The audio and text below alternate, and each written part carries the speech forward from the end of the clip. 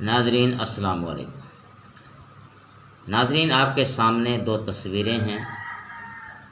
ان میں ایک ہمارے سابق وزیر اعظم نواب لیاقت علی خان جو پاکستان کے پہلے وزیر اعظم تھے، اور دوسری تصویر میں ان کے قاتل سعید اکبر خان ہیں۔ آج ہم تاریخ کے کچھ دردناک پہلو جو ہے آپ کے سامنے رکھیں گے۔ تو آپ سے گزارش ہے کہ اگر آپ نے میرا چینل سبسکرائب نہیں کیا تو چینل کو سبسکرائب کر لیں اور دوستوں کو بھی شیئر کر دیں۔ ناظرین، 1951 میں ہمارے پہلے وزیر اعظم لیاقت علی خان کو راولپنڈی کے لیاقت باغ میں قتل کر دیا گیا۔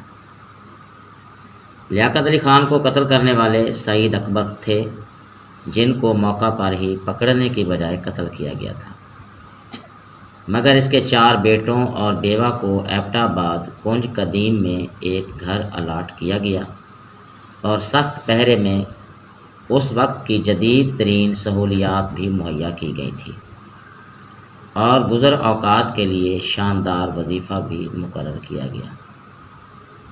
پہرا دینے والے سپاہی سے سعید اکبر کی بیوہ نے شادی کر لی۔ سپاہی خان سے اس کے مزید 4 بیٹے اور ایک بیٹی پیدا ہوئی۔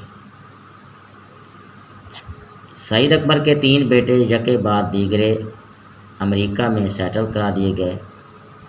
سعید اکبر کے بیٹوں کو امریکہ میں کاروبار کے لیے پیسہ بھی دیا گیا اور وہ اب کروڑ پتی بن گئے ہیں۔ ان کی بیوہ ماں گزشتہ برس 106 سال کی عمر میں وفات پا گئے۔ لیاقت علی خان، جس نے بھارت میں ہزاروں ایکڑ زرعی زمین، سینکڑوں ملازم اور کروڑوں روپے ملک پاکستان کی خاطر ٹھکرا کر ہجرت کی اور اپنا سب کچھ پاکستان کے لیے وقف کر دیا، اس کی شہادت کے بعد اس کے بچے سکول کی فیسوں اور روٹی کے چند نوالوں کو ترستے رہے اور اس کی بیوہ کی پینشن بھی بند کر دی گئی۔